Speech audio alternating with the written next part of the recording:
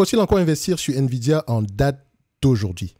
Bienvenue sur Top Invest, la chaîne des tops d'investissement. Ici, on parle essentiellement d'entreprises de qualité. Nvidia publiera ses résultats financiers pour le deuxième trimestre 2025. J'ai bien dit 2025. Je rappelle que son année fiscale se termine généralement au mois de janvier. Donc le 1er janvier, enfin au mois de janvier 2024, ici c'était la fin de son 4e trimestre. D'accord? Donc quand on dit 2025 ici, voilà, c'est juste parce que son année fiscale est un tout petit peu décalée. OK? So, à quoi s'attendre? Alors, malgré un contexte économique et politique incertain, une chose est claire, l'intelligence artificielle est la nouvelle ruée vers l'or. Les entreprises grandes et petites investissent massivement dans cette technologie révolutionnaire et Nvidia, fabricant de puces graphiques indispensables à l'intelligence artificielle, en récolte les fruits. Les résultats financiers d'Nvidia, attendus la semaine prochaine, pourraient confirmer cette tendance et propulser l'action vers de nouveaux sommets.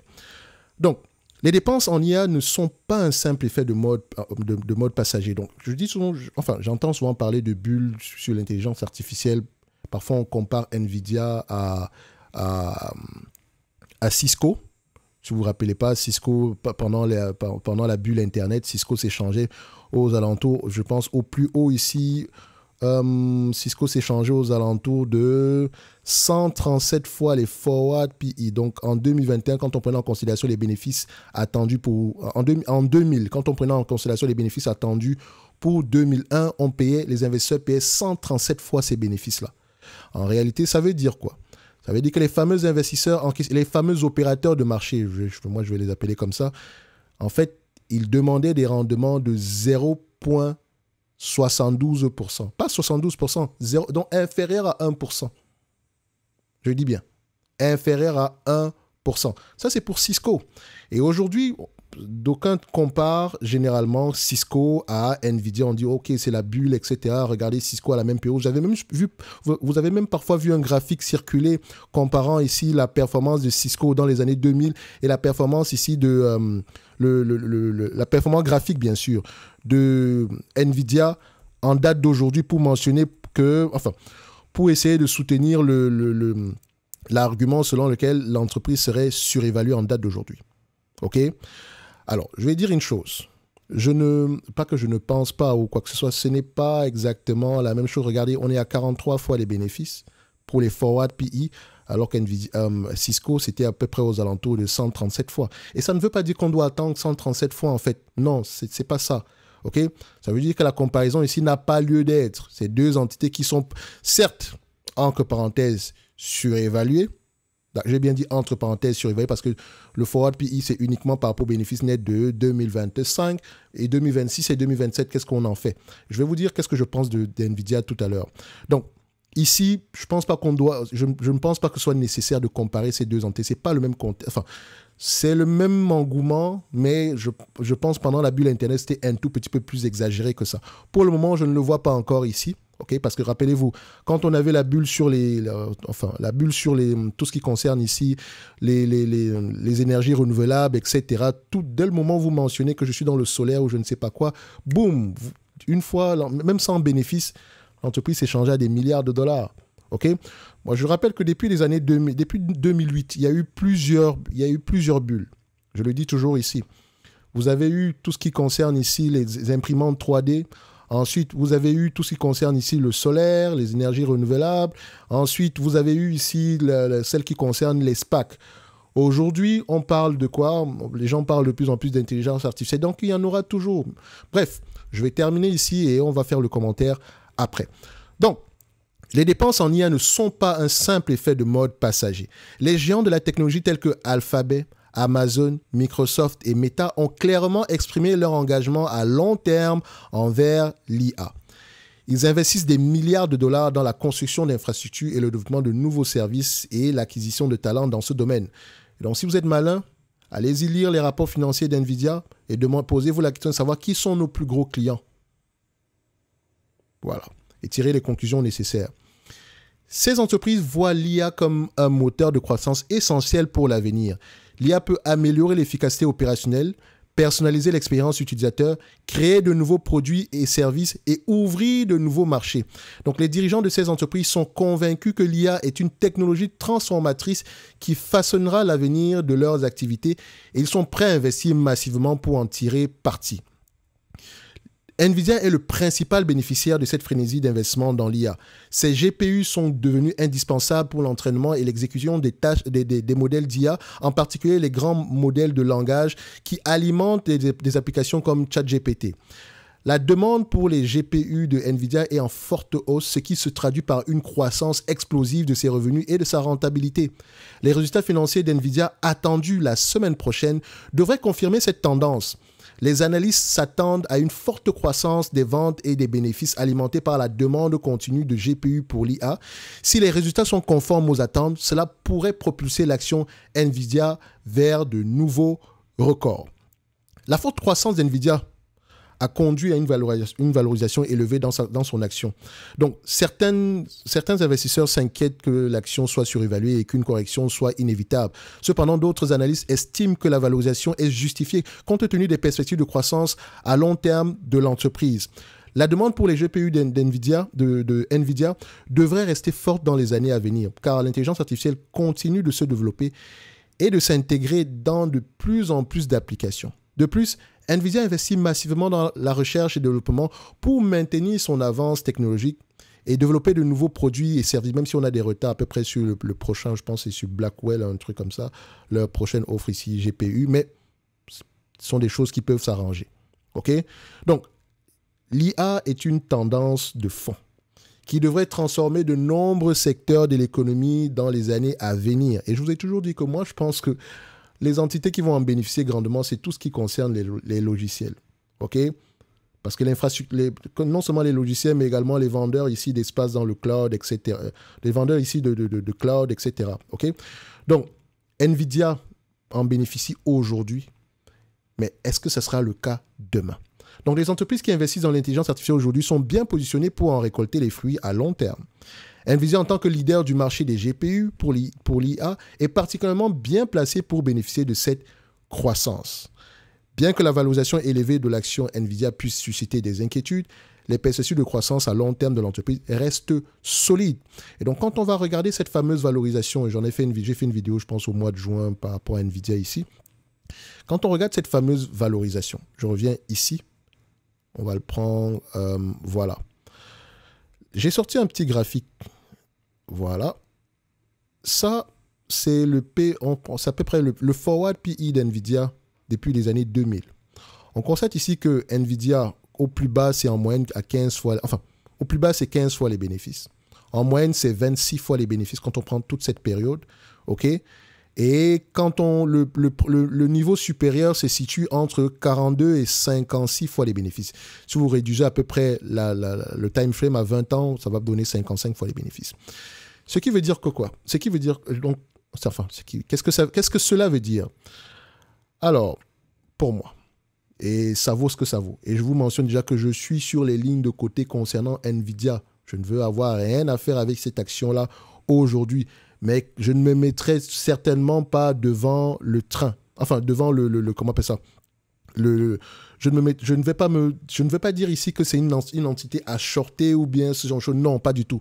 Parce que les bénéfices actuels sont de plus en plus élevés et pourraient l'être sur les années à venir. Si vous écoutez les conférences call ici des différents donneurs d'ordre, vous allez vous rendre compte qu'ils surinvestissent volontairement. Je n'ai pas dit qu'ils investissent. J'ai dit qu'ils surinvestissent volontairement. Ils le reconnaissent. Ils préfèrent même surinvestir plutôt que de sous-investir. C'est ça qu'ils mentionnent. Parce que si vous voulez analyser du NVIDIA, vous n'avez pas le choix que de lire sur Meta, Microsoft, Amazon et Alphabet. Vous devez lire les rapports financiers de ces 4 entités-là. Notamment la partie qui concerne ici les dépenses liées au GPU. Vous devez également prendre en considération le rapport financier de, comment on appelle encore cette compagnie-là, de TSM. Parce qu'NVIDIA dépend réellement de TSM. Et je mentionne toujours une chose.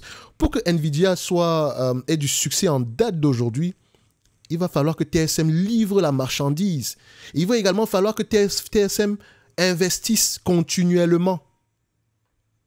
Je dis bien investir continuellement. Parce qu'au fur et à mesure que NVIDIA propose de nouveaux produits, l'infrastructure ici de Taiwan Semiconductor doit suivre. D'accord?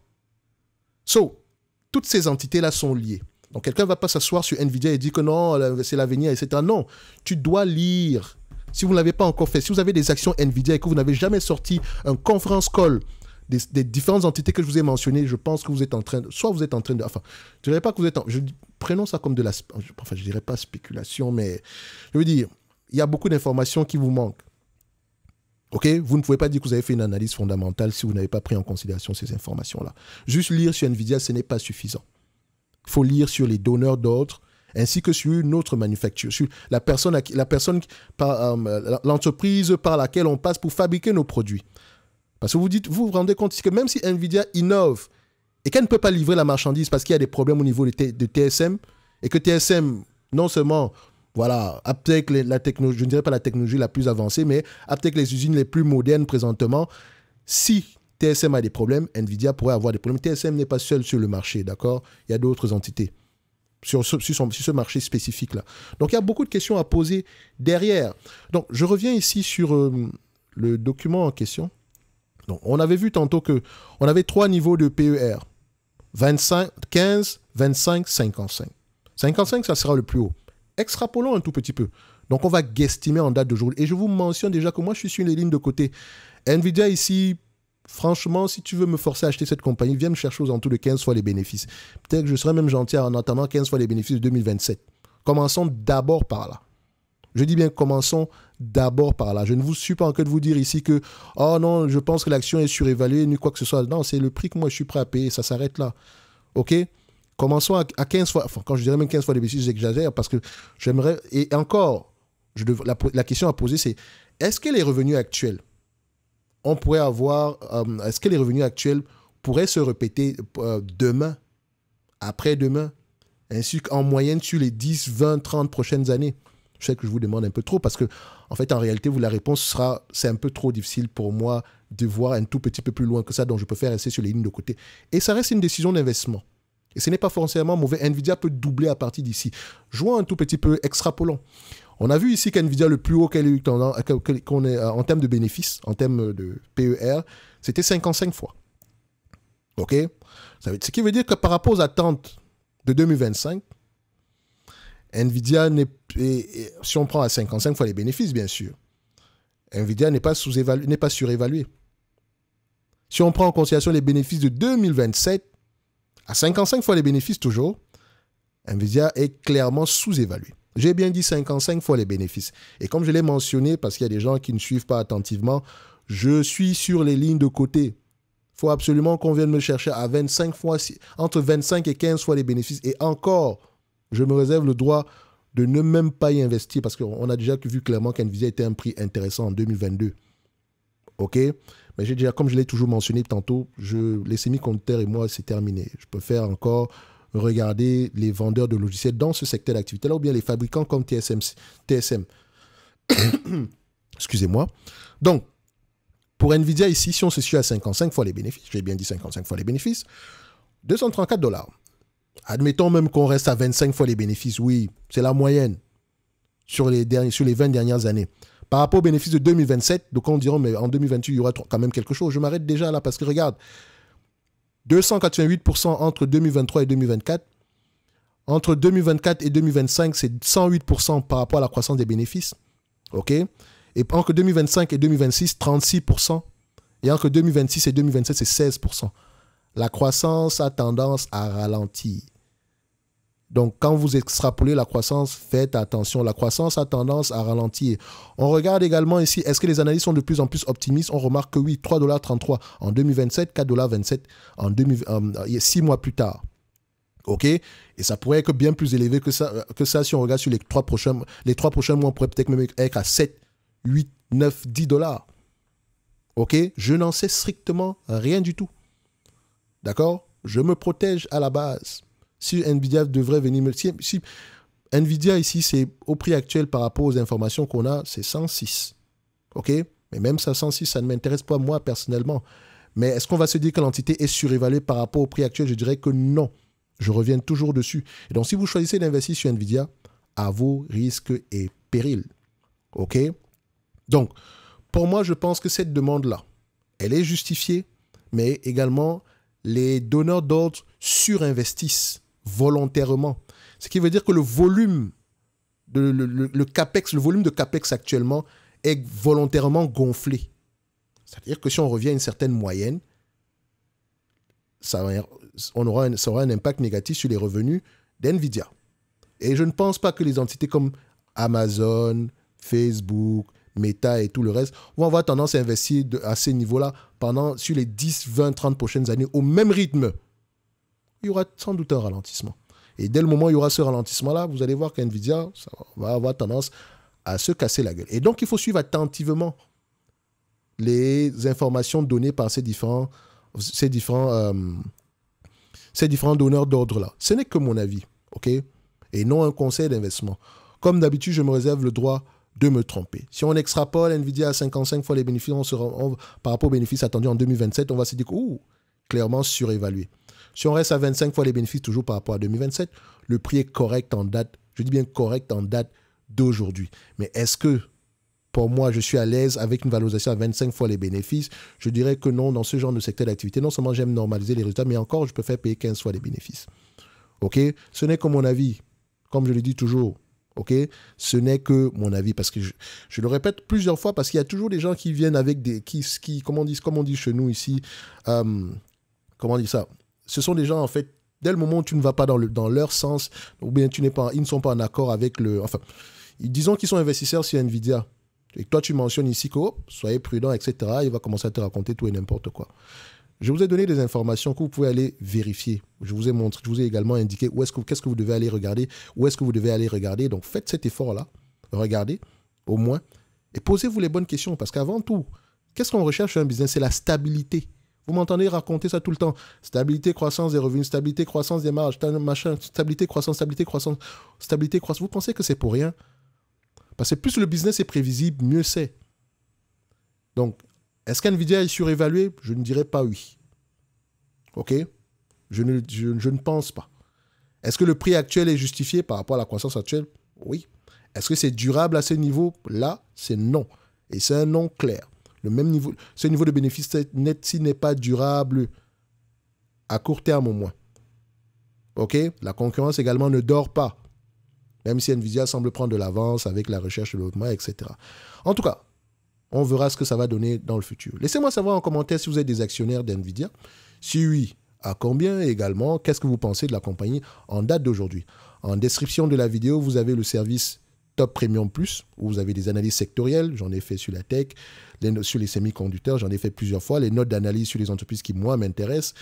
L'accès à la watchlist avec objectif de prix, comme celle que vous pouvez voir ici. Est-ce qu'NVIDIA mérite d'avoir une place dans ma watchlist? Oui, pourquoi pas, mais ça reste un business que je mettrai ici, disons, que je vais surveiller comme du lait sur le feu. Je serai extrêmement conservateur avec mon target price sur NVIDIA. Alors, si c'est le cas, NVIDIA, on va la mettre à combien en date d'aujourd'hui? Donc, c'est de la tech. Comme je l'ai mentionné, je mettrai 106. Consommation, c'est de la tech, c'est de la tech. On va au niveau information et technologie. On regarde du NVDA. Où est-ce qu'NVDA va se retrouver en date d'aujourd'hui? NVIDIA, on est ici. Et donc, qu'est-ce qu'on fait?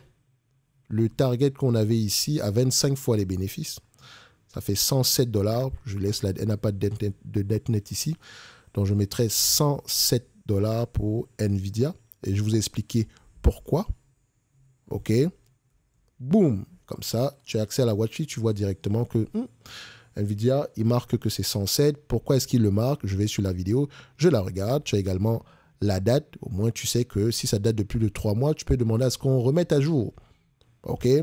Donc, le lien est dans la description de la vidéo dans le service Top Premium Plus qui inclut également ici des demandes d'analyse quantitative. Je sais que vous m'en demandez toujours.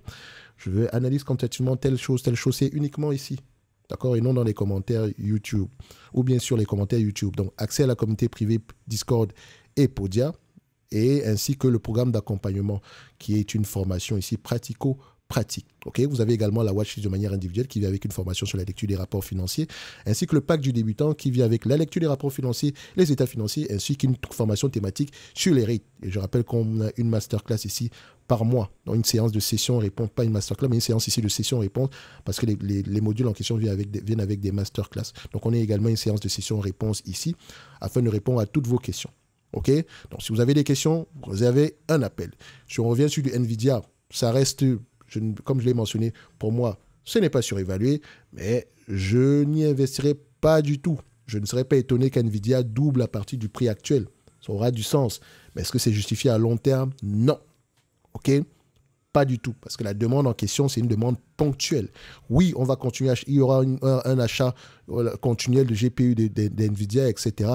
Mais la concurrence ne dort pas également. OK? Et ce n'est pas la première fois qu'on mentionne la concurrence. Souvenez-vous de Tesla. OK? Et je vais juste m'arrêter là. Merci. Au revoir.